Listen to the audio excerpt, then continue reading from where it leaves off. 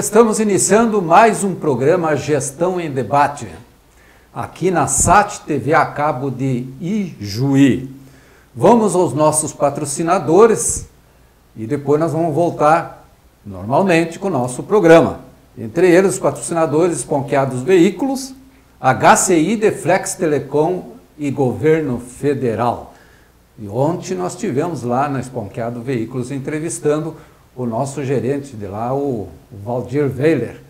Essa entrevista vai ir no final do programa, então o telespectador pode assistir no final do programa a entrevista com o seu Valdir Weiler, que é o gerente da Esponqueado Veículos de Ijuí. E a nossa bancada hoje tem novidades, além do nosso amigo Almiro Fortes, nós temos a parceria aqui, companhia do pastor José Tiago Machado da Silva.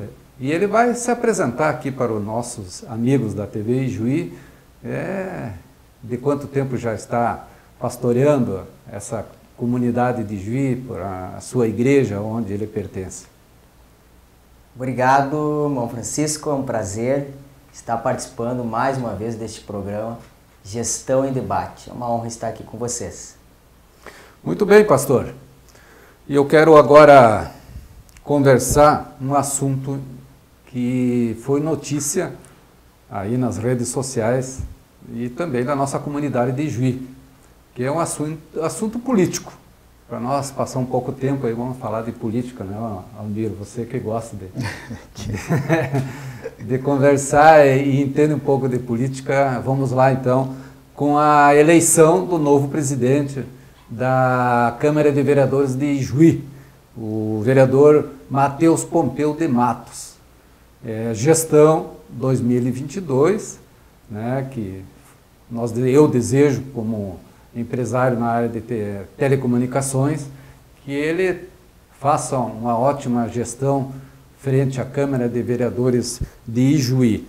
Mas eu quero me referir a uma postagem aqui do seu colega César Busnello. César aproveita. Deixou na reta, ele tira uma lasca. Viva o arranjo. Até tem outra palavra aqui que eu nem vou citar. Tudo continua como antes. São palavras do vereador César Busnello. E também o jornalista Luciano Belinazzo, que diz o seguinte: Pompeu abocanhou 2 votos do PDT. Até ganhou um voto de um vereador que no início do ano chamou ele de traidor do partido. É lamentável que a política, né, pessoal, vá para esse lado. E eu pergunto para o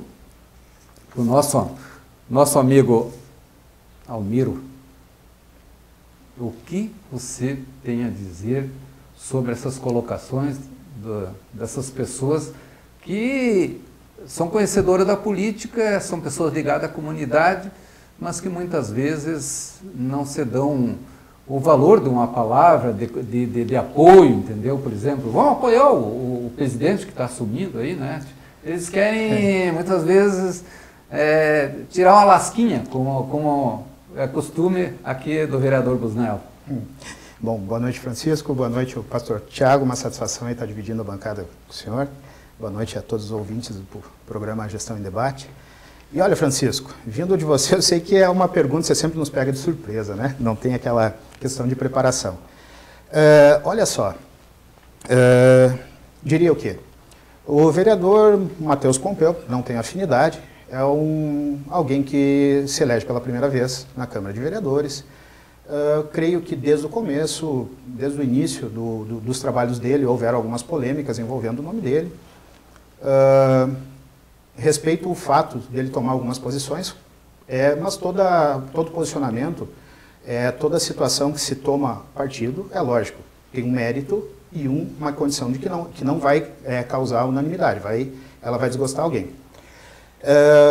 O que é preciso entender, no meu ponto de vista, preciso todo mundo entender, quem está envolvido no meio político, é que uma vez que uma eleição se deu, existe um status quo, algo que está estabelecido, no mínimo por 4 anos. Então, assim, você tem 2 possibilidades a partir disso: trabalhar pró ou contra.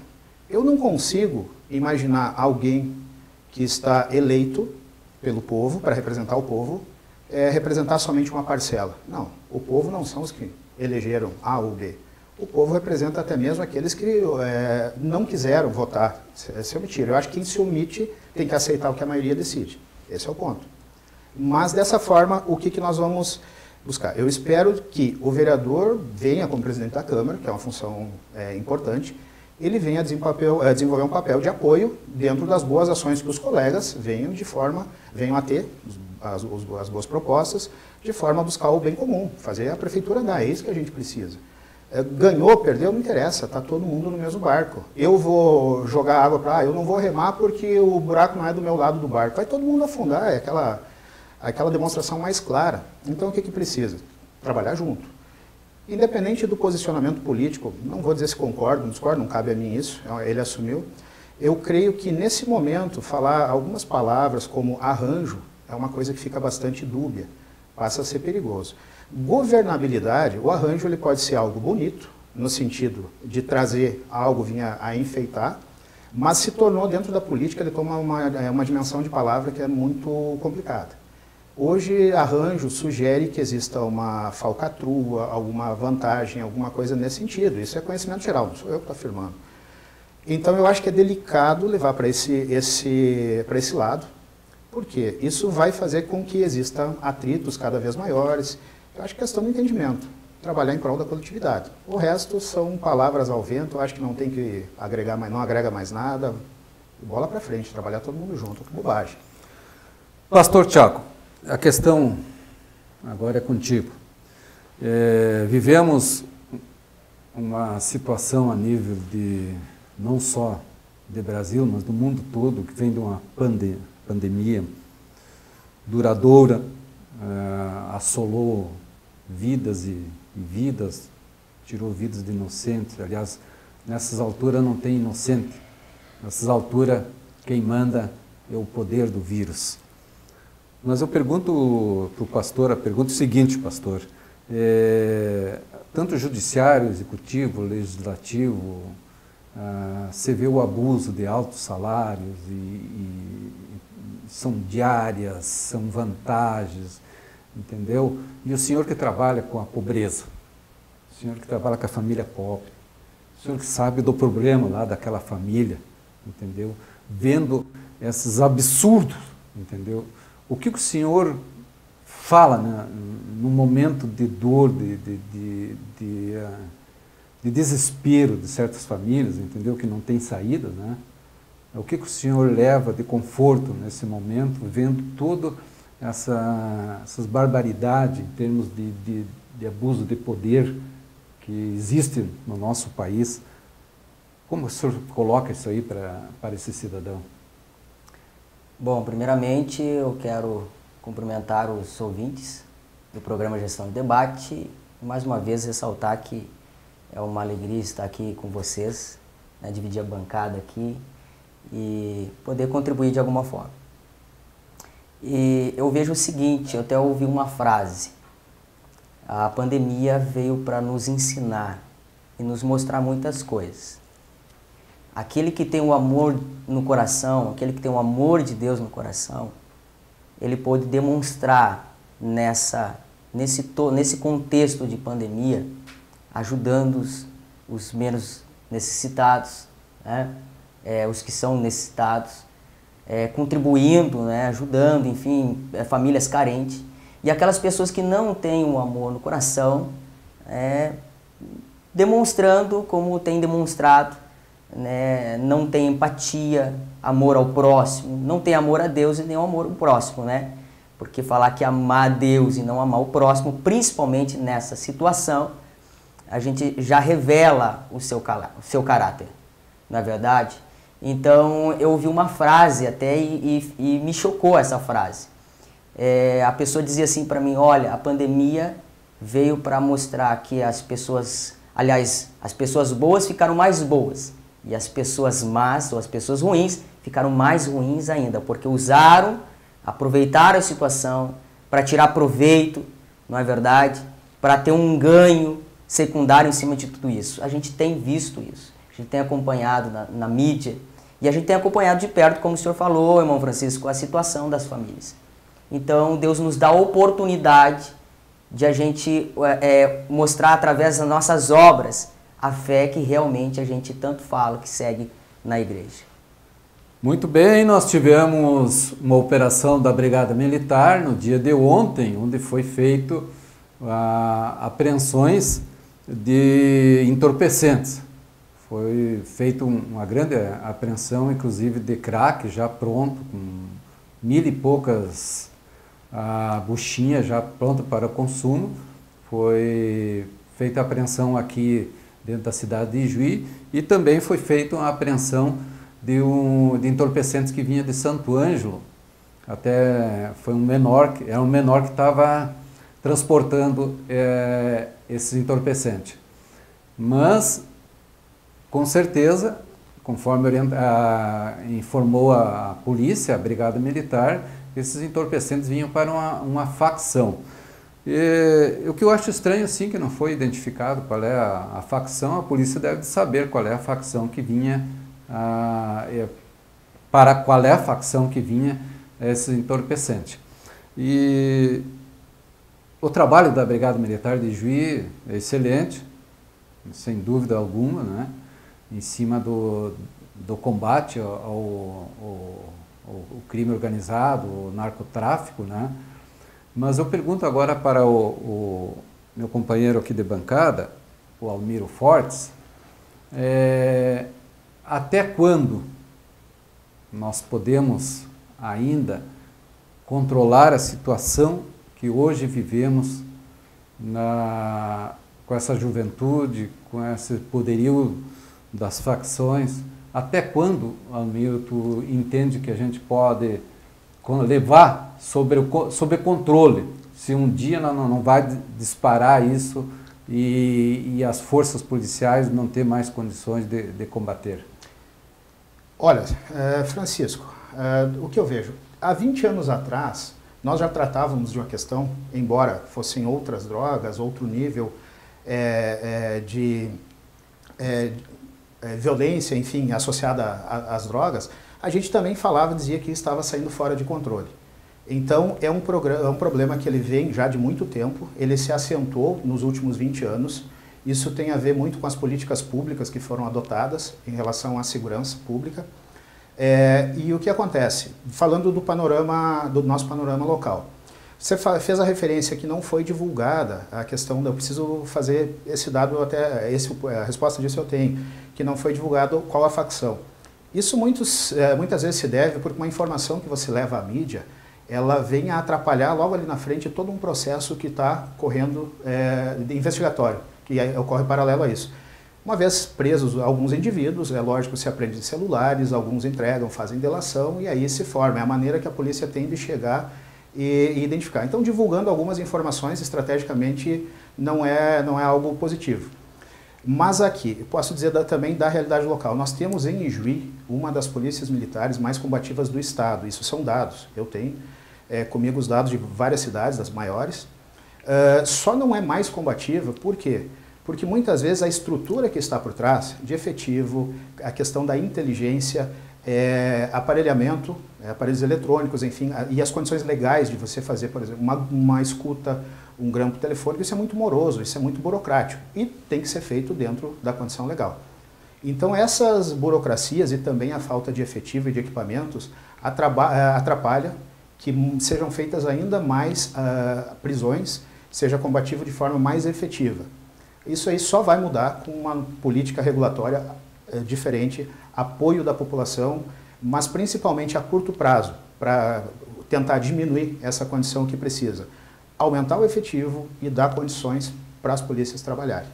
A partir disso aí, várias outras ações podem e devem ser tomadas e aí vem a ser acessórias. Mas precisa efetivo e condições de material de apoio para trabalhar. Muito bem explicado aí para o nosso Almiro Fortes, e que sempre está ligado à segurança pública e também, né, instrutor, né, de armas, né, de tiro. Ele tem que também conhecer alguma coisa em termos de segurança pública. Mas eu queria agora fazer uma pergunta que cabe ao nosso pastor José Tiago da Silva Machado. Gosto de dizer todo o nome assim, sabe? Ele tem um nome assim bem... Pomposo, né? Pomposo, né? O nome forte. Um nome forte. Forte, né? realmente. Questão assim, é o medo de ser crente. Eu tenho conversado com muitas pessoas e que são pessoas do mundo, entendeu? Elas acham que só aqui, esse mundo que existe aqui na Terra. E quando a gente começa a conversar, muitas vezes as pessoas me falaram para mim, né? Dizem, mas se eu for crente, eu tenho medo porque Deus vai me castigar se eu fizer isso e isso. Pastor Tiago, o que o senhor tem a dizer sobre essa questão aí? Bom, eu acho que quando a pessoa fala que tem medo de ser cristão, eu não gosto dessa palavra crente, né? Mas se a pessoa fala que tem medo de ser cristão, porque pode ser cobrado, não é? Ou ela poderia até colocar que tem medo do juízo, não entendeu a graça. Não entendeu a graça. E eu percebo, irmão Francisco, que logo depois da queda, a Bíblia diz lá no livro de Gênesis, depois da queda, quando Adão se escondeu de Deus, depois, como diz a história, eles comeram do fruto proibido, né? Eva comeu, deu para Adão, e ele se escondeu de Deus. A Bíblia diz que Deus andava no jardim, gostava de ter comunhão com o homem, conversava com o homem, e de repente Deus chama Adão. Adão, onde você está? Deus sabia onde que Adão estava, na verdade. A Bíblia diz que Adão responde, Senhor, a gente percebeu que estávamos nu, e aí eu senti medo e se escondemos. Então, sentiu medo, eles observaram que agora não tinham mais a inocência, na verdade, pelo pecado de desobediência. E a gente percebe que essa foi o primeiro sentimento, Almir, que o ser humano, o homem teve medo, se escondeu de Deus, por causa das suas atitudes, por causa da sua desobediência.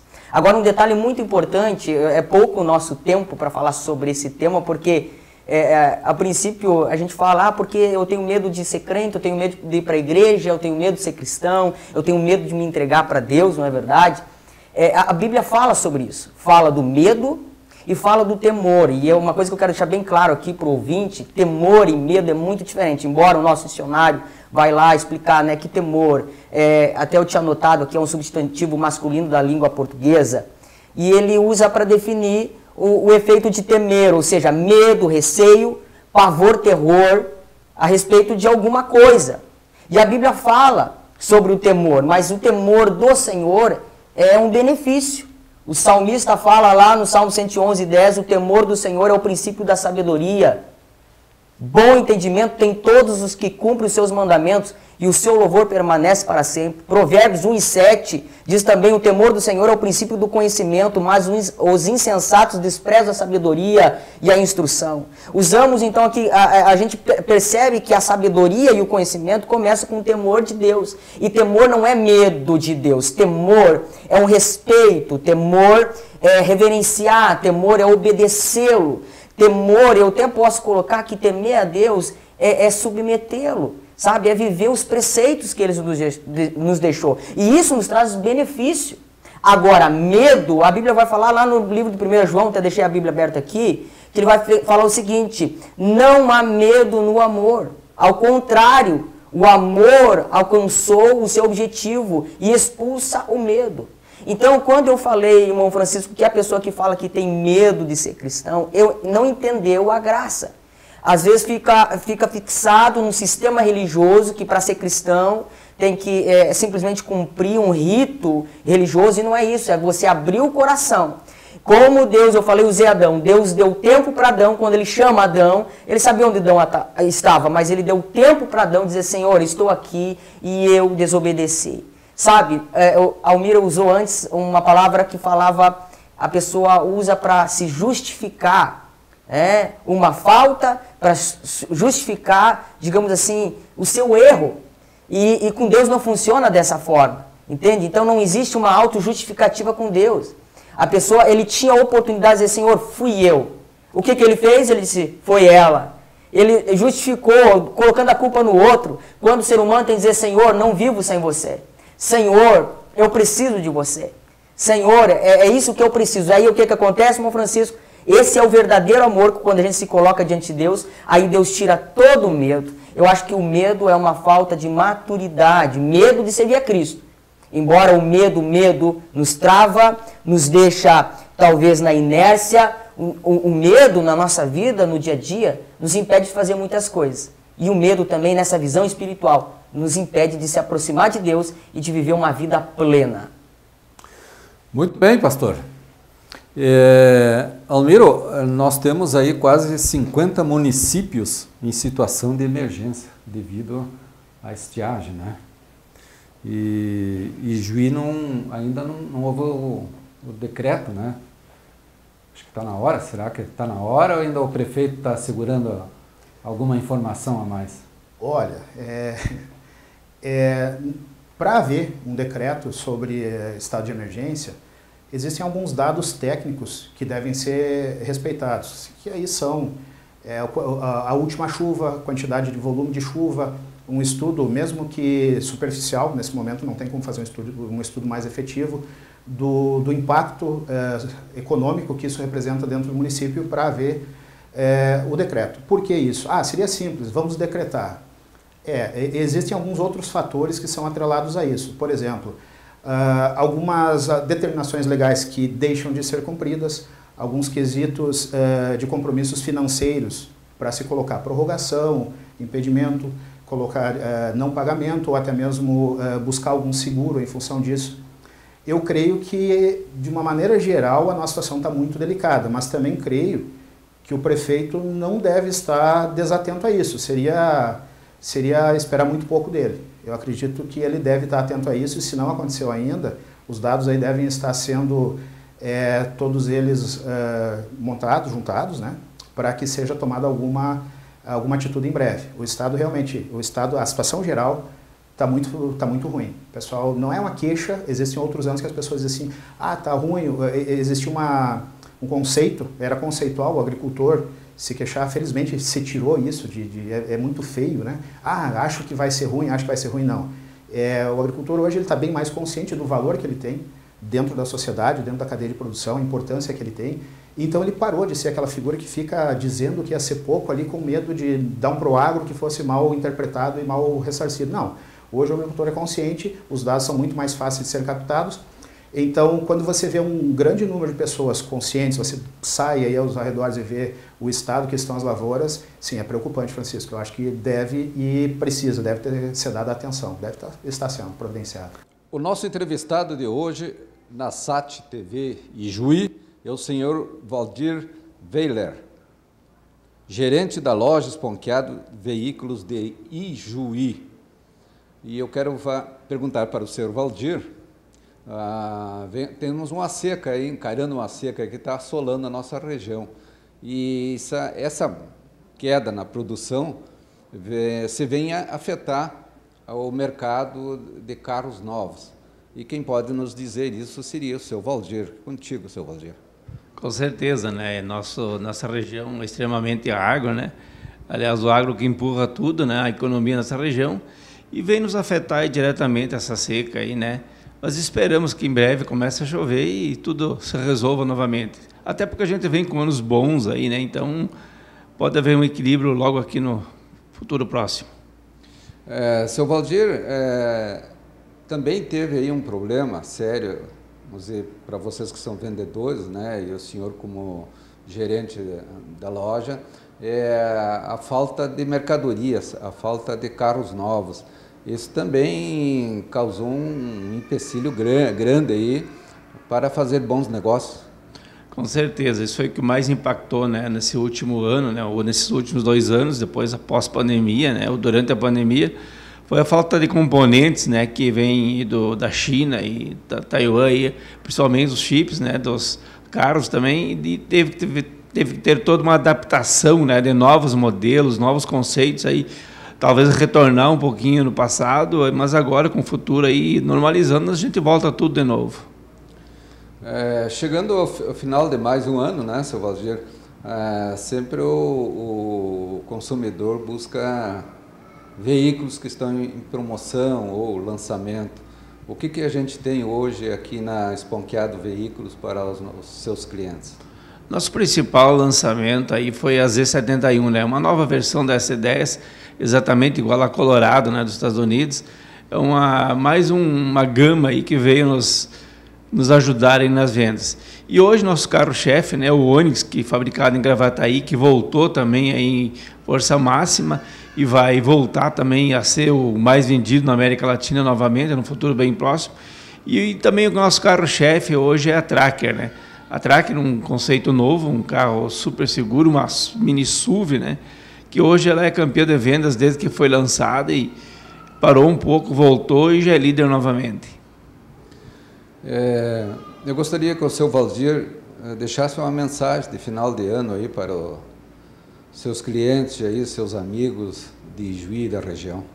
Primeiramente, né, eu queria desejar um feliz ano novo aí, familiares, aos nossos colaboradores, principalmente ao nosso cliente, né, o que nos move, nos faz trabalhar o dia a dia e tentar sempre ser um dos melhores, né, que a gente já pelo nono ano aí é classe A, é o cliente, né? A gente trabalha e a razão de existir da empresa, né, como diz o nosso slogan, é movidos por você. Então, quero desejar um 2022 aí que está chegando, maravilhoso, bastante saúde e paz, né? E também que as coisas começam a melhorar, né? Principalmente no nosso ramo, no ramo dos demais, o comércio, né? Que volta a alavancar, que seja um ano maravilhoso.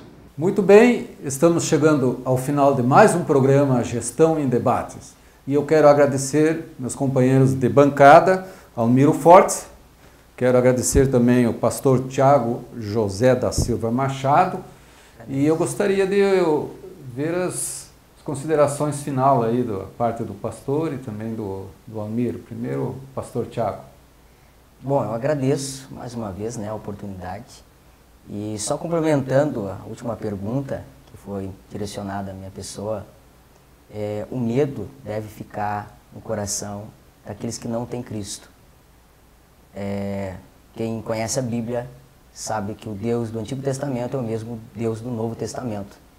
E o livro de Apocalipse vem para nos mostrar, para aqueles que estão em Cristo têm esperança. Nós não vamos passar pela ira. Agora, aqueles que não têm, esses têm que sentir medo. Porque a gente pode até viver sem Deus, mas a gente não pode morrer sem Ele. Então, fica essa minha colocação e agradeço a todos os ouvintes aí. Almiro. Muito bem, é um assunto da crença, conforme foi feita a pergunta, né, o medo daquele que crê. Não poderia deixar de fazer só um breve comentário com relação a isso. O crer, o crente, no sentido etimológico da palavra, é aquele que crê, que acredita em algo. Hoje está se colocando para a sociedade uma questão de que você crê em algo espiritual, algo mais elevado, independente da religião, está se colocando isso como feio. Está existindo todo um movimento social no sentido de transformar a cultura, isso é um movimento midiático, tomem cuidado com isso, no sentido de transformar aquela pessoa que crê em algo, que ela expressa aquilo com alguém que tem um fanatismo, é algo que é extremista, é uma pessoa que não tem razão. Não, pelo contrário, o crer é a coisa mais bonita, independente da religião que seja, o que nós não podemos nos permitir são dogmas, viver sempre sobre aquela ótica de que especificamente uma religião é boa, a outra má. Não, gente. Dentro da mesma religião, muitas vezes, ele coloca o pastor Tiago num templo dele para orar, para pregar, e o pastor João, Pedro, Paulo, num outro, dentro da cidade. E tem aquele que vai no pastor Tiago e se identifica, vai no outro lá, não se identifica tanto dentro da mesma religião. Por que isso? Porque Deus, essa energia imensa, bonita, positiva que existe no universo, ele precisa de elementos para propagar a sua energia. E ele vai fazer o quê?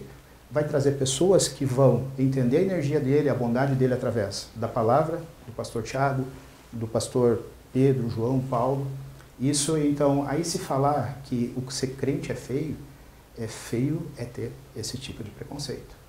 Enfim, não podia deixar de falar isso. Obrigado pela oportunidade mais uma vez, aí, obrigado, pastor, aí, pela companhia. Também quero agradecer os nossos patrocinadores, Esponqueado Veículos, HCI, Deflex Telecom e Governo Federal. Até o próximo programa.